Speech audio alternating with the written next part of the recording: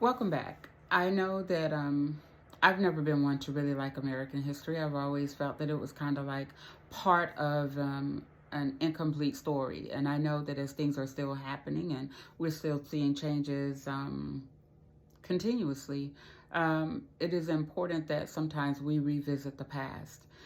When I was asked to do this project for my family, I found that there were things that I really didn't know mattered as much to my life, to my existence, to my future, as in understanding who I am and where I came from, or at least part of that.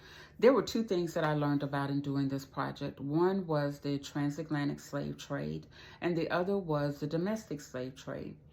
And the domestic slave trade was very dark, very ugly, and it left a lot to be desired, but it also explained a lot about how we as Black people came to be where we are, especially Black Southerners.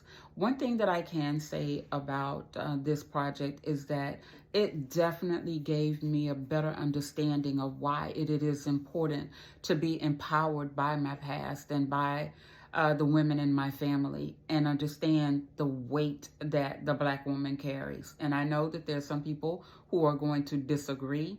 It is what it is.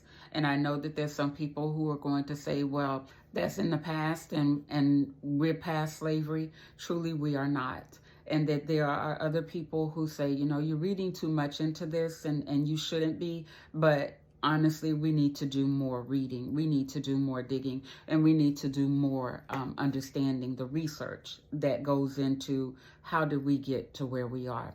One thing I can say, or another thing that I can say, is that the women in my family, and probably the women in a lot of your family, whether you're Black, white, or whatever, they deserve the recognition for being women, because we truly do carry a heavy burden.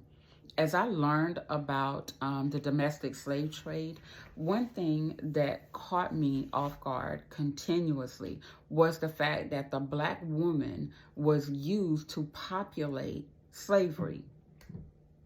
I'll explain it in a minute.